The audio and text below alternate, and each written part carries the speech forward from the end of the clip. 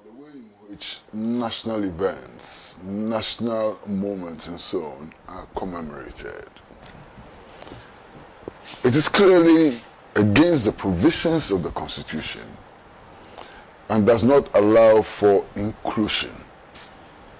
You see, this whole idea that every national event ought to be seen as a religious event, not just religious event, but Christian event, in which people are encouraged to wear white garments and sometimes to kneel before all kinds of priests and so on, is exceedingly nauseating. You see, because these kinds of celebrations exclude sections of the society from participating in national celebrations. For example, over the last couple of years, we have excluded African traditional religious believers from these national celebrations, and it's a violation of their rights. We have, to a very large extent, also excluded atheists. And one may argue that atheists may be a very small number and so on. But when it comes to the question of freedom of religion, it is not about numbers. It's about the essence, about belief and so on. It's about conscience and all, you know. So I'm getting increasingly worried that gradually there appears to be a deliberate effort to Christianize everything Ghanaian, especially things that ought to involve all of us. And I think that we need to pay attention to this. I've seen the statistics. The statistics which conclude that Ghana is a Christian country because Christians outnumber other religious believers and so on. But if you subject that statistics to any serious analysis, you will find that it is not true. Now, why do I say this? You see, if you go to people's homes and you ask them, what is your religion? And they tell you that I'm a Muslim, or I'm a Christian, or whatever, Baha'i, or whatever, you need to ask further questions in order to establish true religious identity. Listen, you and I know that all of the many people who profess to be Christians and so on, when it comes to things like marriage, child naming and so on, they practice African traditional religion. So if you take all of that into account, practitioners of African traditional religion may outnumber other religions as well. But for me, that is not even the point.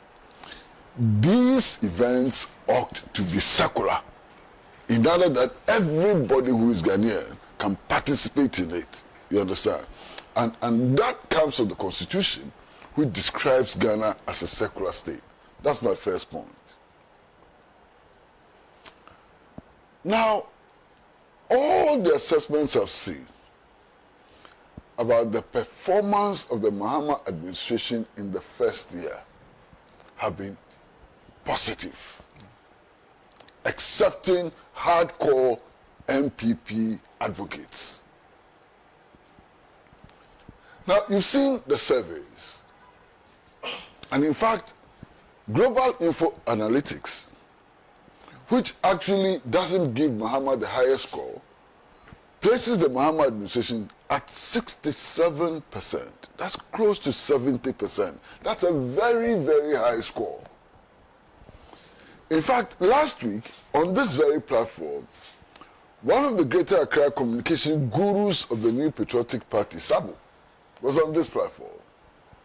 And in his submission, he said that, look, he knows that the vast majority of Ghanaians disagree with his analysis that the Mahama administration has not done well. He said it. He said he knows that most Ghanaians think that Mahama has done well, but in his opinion, he thinks that Mahama has not done well. No problem. What are we to believe? What the vast majority of Ghanaians believe, or what a tiny minority believes? What is significant? You understand? We have to make that decision, for ourselves. Now, I've seen a statement attributed to Mr. Kwame Pienim. Now, what is significant is that Mr. Kwame Pienim is a founding member of the New Patriotic Party. Besides being a founding member of the New Patriotic Party, he's also a respected local and international economist. And his verdict is that the Mahama administration has done exceedingly well in the management of the national economy. You understand? I've seen other comments attributed to Mr. Ishmael Yamson, who is not a member of the NDC, and who in the Ghanaian business community is highly respected. And his position is that the Mahama administration has done exceedingly well, and so on. So this is the background we must come from. Now, given all of these ratings, what should we make of them? Now, the point I'd like to make simply is that one, the Mahama administration has not effected any significant paradigm shift when it comes to the management of the economy. There's been no seismic shift. The national economy, the paradigm that the MPP left is still the paradigm that we are working with. Indeed, the 3-year IMF program is still the one in force. Okay? But something must have changed for us to get the results that we are getting. There's no paradigm shift. We are still following the neo-colonial, neoliberal path to development. And yet, the results are different. What is it that accounts for the result, the difference in the results? And I'd like to submit clearly that what accounts for this difference in results is discipline, a very, very high level of discipline in the management of the national economy. What accounts for this change is prudence in the management of public resources and so on. Now, with discipline and prudence in the management of public resources, look at the gains we have made over the last 12 months.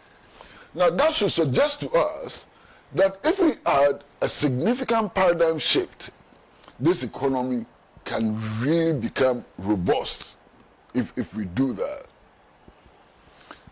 Now, I listened to some of my friends from the New Patriotic Party, and Senna, I can't help laughing when I listen to them.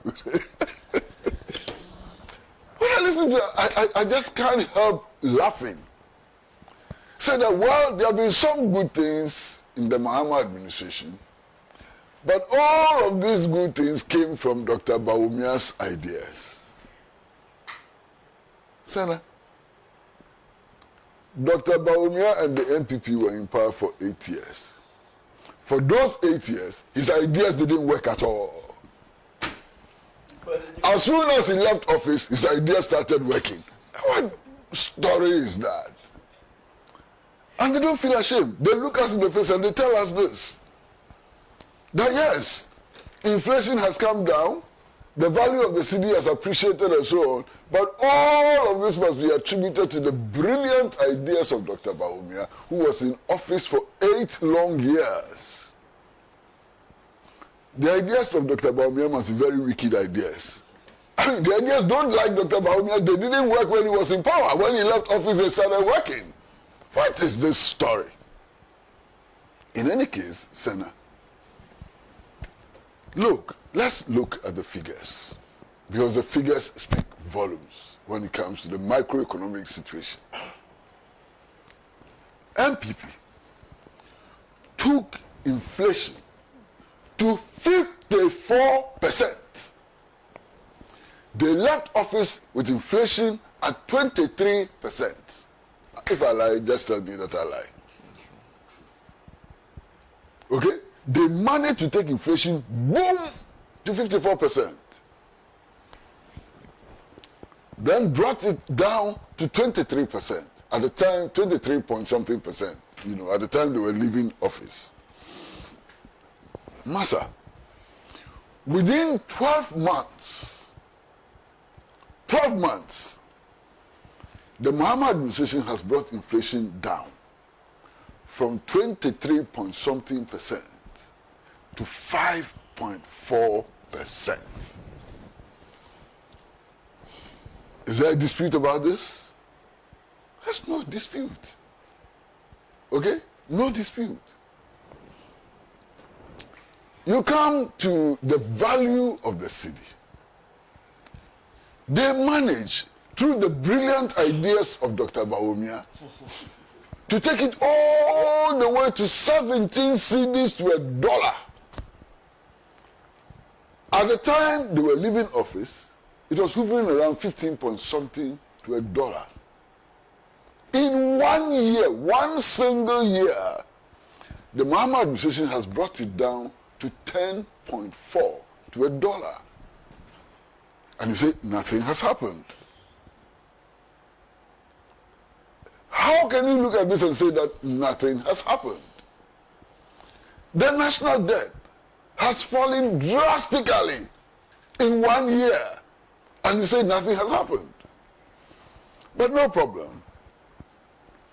They then go on to say that, look, yes, it is true that some prices have come down. They mentioned petroleum prices and so on. But that electricity tariffs have shot up. Oh my goodness. My brother, go and look at the stabilization agreement that the new Patriotic Party government led by Nana Akufo-Addo signed with the IMF. They agreed that electricity tariffs should be increased. The decision to increase electricity tariffs was not made by the Mahama'S administration, but by the new Patriotic Party administration. And the records are there. You understand? They decided that the tariffs should be increased. Not just electricity and water tariffs should be increased. And this is because at the time they were leaving office, the power sector alone was indebted to the tune of over $3 billion. That was the level of indebtedness of the power sector.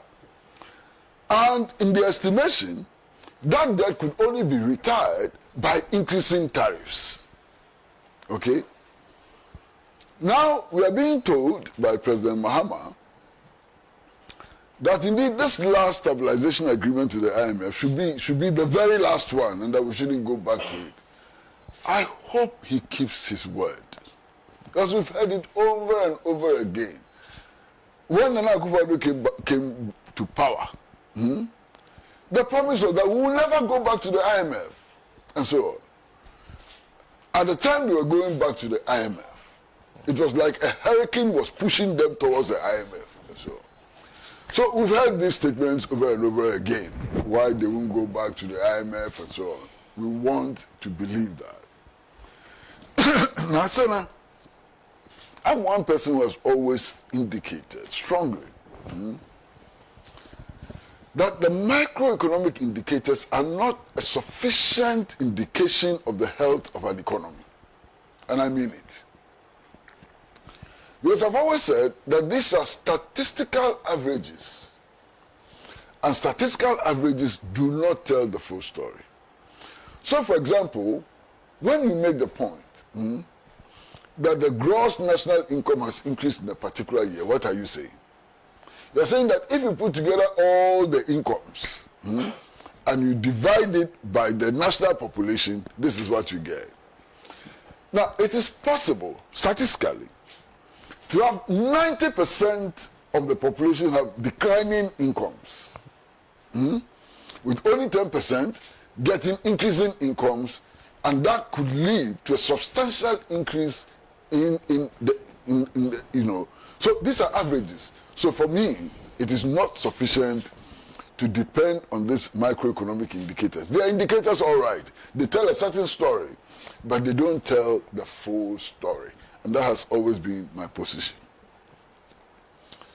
Now, there is this talk about unemployment. at the NPP's press conference said, look, the unemployment problem has not been resolved. How can the unemployment problem be resolved in 1 year when at the time you were leaving office, you signed a binding agreement with the IMF that public sector employment should be frozen?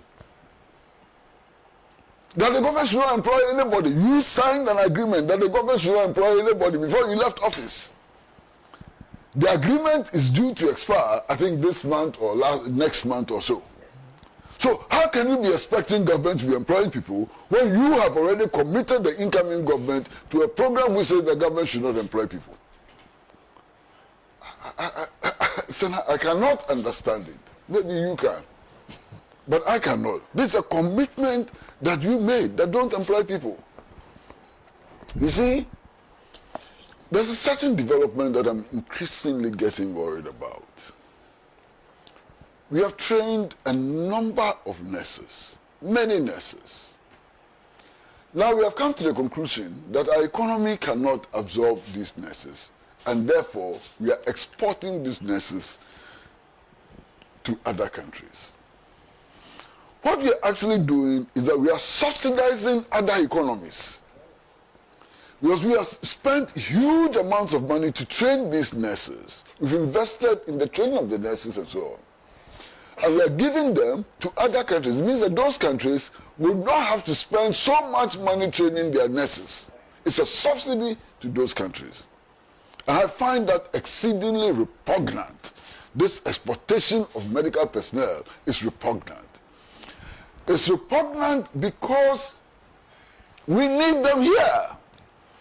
Look, access to healthcare is very poor. The statistics are there. I don't have the statistics readily at hand, but the statistics are there. Access to healthcare is very poor. We need to improve healthcare in this country. We need to open more, clinics and hospitals. We need to open, what do they call them? Chip compounds and so on. We need to ensure that every community has a certain number of nurses and so on. We can deploy these nurses if we judiciously, harness and apply national resources. Okay? So I'm completely opposed to this senseless policy of exporting nurses. I mean, people in government today are jubilating because they are able to export nurses. It doesn't solve our health problems. It doesn't solve the problem of unemployment and so on. We need to be imaginative, more imaginative than we are, today. Sana, what is the fundamental problem, and I mean fundamental problem confronting the Ghanaian economy? The fundamental problem confronting the Ghanaian economy is that we do not own our national resources, and our national resources are not being exploited for the benefit of the people of Ghana. That's the fundamental problem. And that fundamental problem has not been tackled yet. And I haven't heard anybody speak to tackling that. One of my greatest disappointments in the work of the Constitutional Review Committee is that they went about talking about things that don't matter. Reduce the age of the president from 40 to 30 years. So what? What would that do? Add 1 more year to the term of the president. What problem does that address and so on? The fundamental problem is control of our natural resources and how to exploit these natural resources for the benefit of the people of Ghana. If the Constitutional Review Committee had addressed this problem, I would be upstanding and applauding them, because they would have done something, provided a provision which would deal practically with a problem which is impeding our development. They didn't do that. Sana, many of us, I was going to say all of us, but I'm cautious. There are some people who don't agree with us, have come to the conclusion that Africa can only leap forward into a future of prosperity if we unite. African unity is a prescription for economic advancement. It's a prescription for a collective self-defense and so on. This Constitutional Review Committee made no provision about Ghana's commitment to African unity. And I recall that in the 1960 Constitution, there was a provision in that Constitution which said that Ghana should be ready to sacrifice its sovereignty for the collective sovereignty of Africa. And so, it is not in this amendment. So what is this amendment that they are putting before us? You understand? Now, some have mentioned this constitutional review as one of the successes of the Mahama administration. Well, I don't know, you understand? But I'm going to raise a caution today. There are so many changes which have been prescribed by this Constitutional Review Committee, so many changes. Perhaps more than 50, if you count, far more than 50 and so on. Now, if you have a referendum on a new constitution which simply says that let's go and vote yes or no, the result will be absolutely meaningless. Because the changes are many. So if you vote yes, does it mean that you subscribe to all of the recommendations which have been made? So I want to see, if we have to go to a referendum which clearly spells out the different proposals, and citizens then have the right to vote yes for number 1 and no for number 2, and yes for number 3. That's the only way it will make sense. Because I've had the experience of 1992, or is it 91, when the current constitution was submitted for referendum. There were so many people who disagreed with so many provisions in the constitution, but they voted yes. Because they thought that the constitution for multi-party democracy was better than a no constitutional regime, you understand? So we accepted many things which did not make sense and which are haunting us and for which we are calling for constitutional review today. So if there's going to be a referendum, it must be properly, organized. Now, Senna, we are talking about GDP. We are talking about national debt. We are talking about the rate of inflation and so on. Yeah, maybe they're important to talk about. But I want to talk about something else. One of the most refreshing things about the Mahama administration is the quality of leadership. My brother, a couple of days ago, I was sitting in my house. I tuned on the television and I saw something I've never seen before. The president moving from his office in the Flagstaff House, going to the gate and socializing with the gate men and so on, the garden boys, going from office to office, embracing the workers, asking them what their problems are and so on. This is remarkable. Remarkable. Look, there have been presidents who have ruled this country.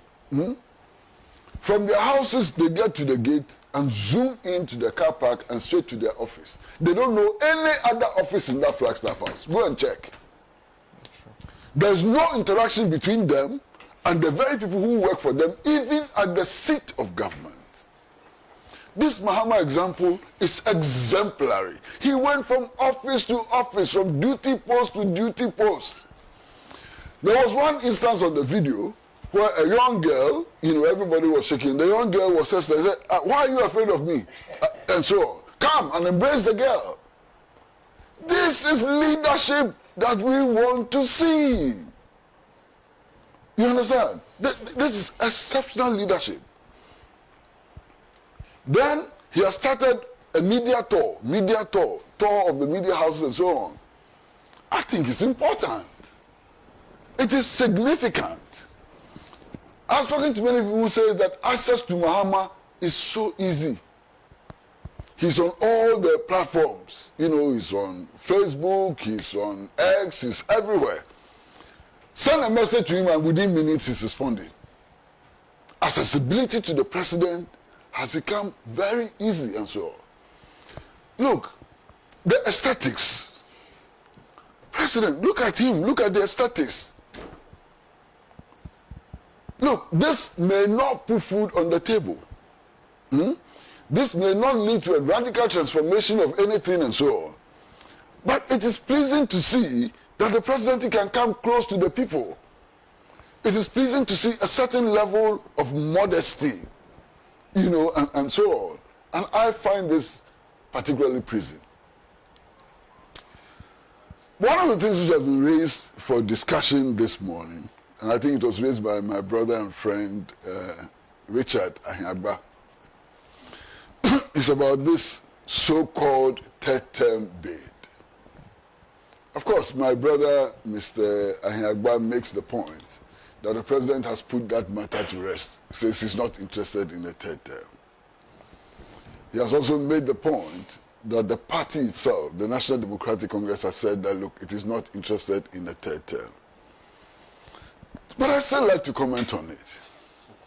And you know why I like to comment on it? Because it betrays a certain culture, a certain very nauseating culture, a culture which has been responsible for the downfall of many governments, not just in Ghana, but throughout the world. And this is the culture of blatant and stupid sycophancy. Look, President Mahama has a 4-year term. 4-year term is what he has. He has just completed the first year. Second year hasn't come. Third year hasn't come. Fourth year hasn't come. And sycophants are all over the place. He has done so well that he should go for a third term. At least that he finished the third term. You are evaluating him on the basis of just one term out of 4 terms. Are you crazy? Yeah. 1 year. 1 year. You are evaluating him on the basis of 1 year out of 4 years. And you've already come to the conclusion that he's done so well that he must go for a third term. Abba! What kind of sycophancy is this? I mean, it's nauseating sycophancy. Extremely nauseating sycophancy, you know. But you know, my pleasure. And for those of us who have been watching politics over the last couple of years, since 1992 and so on, there's something which is significant, and it is this. You see, presidents since 1992 have been elected on party tickets. They go into office on the basis of a party program. The moment they're elected, the parties don't matter anymore. They do as they please. They ignore the party, and so on. And it happened a lot in the Akufo-Addo era, and so on. Now something is changing. Now listen and watch. The National Democratic Congress is exerting its influence and insisting that the party line must be followed. This is refreshing. So it is not just us citizens, non-party members and so on, who are insisting that you have to keep your promise. The party itself, the National Democratic Congress, is insisting that President Mahama, we went to the public with this promise and you have to keep the promise. This is the party ethos. These are the party standards, and people in government have to follow these standards. Perhaps if the New Patriotic Party had been strong and able to insist on party standards and so on, perhaps the Akufo-Addo government would not have gone astray. So the way the NDC is carrying itself is so refreshing. So very refreshing. The party is insisting that its agenda must be followed. Its ethos ought to be followed. They may not always be right. But the assumption is that it is the party program who took the government to power. And that the party itself has a responsibility to insist that government follows its program. And I find this so pleasing. So in evaluating the first year of the Mahama administration, I cannot ignore this development in the role of political parties in national governance. Was it 2 weeks ago or so? I heard Fifi Kwesi on this third term bid. And Sana, I was so very impressed. I was so very impressed. Blatant, open, candid, and so on about the issues. And in the past, Who would have dared challenge anybody who was singing praises of Nana Akufo-Addo and saying that he should, from the New Patriotic Party? If you criticize the government, you are an enemy of the party. You become an enemy, you become an opponent, and so on. Today, the party itself is saying that, look, some of our members are being sycophantic. They should stop. They should stop becoming sycophant. They should stop praise singing and get to work. That, for me, is an important development in the first year of the Mahama'S administration. And it's something that I recognize. Look at the statement which was issued by the party leadership on this third term bid. Clear. Very, very clear. You understand? Now, you also know about all of these people who were jumping into the fray, declaring themselves presidential aspirants and messing up the government and so on. You know why they have stopped? Say like you know. You know why they have stopped? The Council of Elders of the party put together a statement denouncing them and ordering them to stop the foolishness. That statement never saw the light of day because they went to the Council of Elders one after the other to plead that the statement should never come out. But at least they are complying. Now there's some decency. Now there's a focus on the national agenda rather than on the individual petty agendas. You understand? You've come to power. You haven't even finished your first year. And then you are mobilizing internal and external resources, which includes the human resources you have, to go and support your bid for president. Who are you? Who cares about you? Messing up things and so on. Now, there's some sanity. They are falling in line. Even though, if you go on social media, a few misdirected people, for whatever reason, are continuing with this shenanigan and so on, the main campaign trust is dead. Alright? The main campaign trust is dead. You have a few individuals still doing Facebook posts and so on about all kinds of foolish things and so on. Okay. But the party structure has ended it. And that is positive. You understand? Now, what can I say? In the area of foreign policy, Massa, I felt so proud, so very, very proud, when the Ghana government decided that it would retaliate against Israeli mistreatment of Ghanaians. Look, they actually maltreated members of parliament of Ghana who were in Israel for an official assignment. They detained them and so on. And our government said, no, we would not allow that to happen. If we maltreat Ghanaians, we will retaliate. So the government of Ghana also deported a number of Israelis who landed here. My goodness, I stand up for the government of Ghana for upholding the dignity of the Ghanaian people. We have been subjected to indignities all over the world. Those of you who travel, you would notice that when you go to the so-called Kotoka International Airport and you board an aircraft and you change flight in Europe, the aircraft you board here are old, dilapidated, service is so poor. When you pick an aircraft from Europe to North America or other places, it is brand new. The service is totally different. Why? And we pay more than the European flights. The charges are far more. Why are we allowing ourselves to be discriminated against? You go to any country outside Africa, there are two lines. When you're approaching immigration, there are two lines. One for nationals and one for foreigners. It is only in Ghana that the line for foreigners moves faster than the line for Ghanaians. No, if I lie, you tell me. No, it's true. You know, so I am happy that this government is beginning to take action in order to protect the dignity of Ghanaians. I'm so very happy. You know, I am so impressed, again, by the stance taken by the government on the unfolding situation in Caracas. We'll come to discuss that later. But the stand taken by Ghana is a principled stand. You understand? Very principled stand. And Ghana takes these positions fully aware of the consequences and so on. But it takes these positions out of principle. I was also very impressed by the stand that Ghana took when it came to the genocide in Gaza. And I fully support that stand.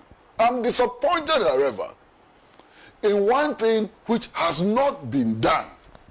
Not something they've done, but something they have not done. Look, a few hours before the Akufo-Addo government exited power, it decided to suspend relations with the Saudi Arab Democratic Republic. Why? A founding member of the AU. A founding member of the AU. You understand? The last colony, one of the last colonies in Africa and so on.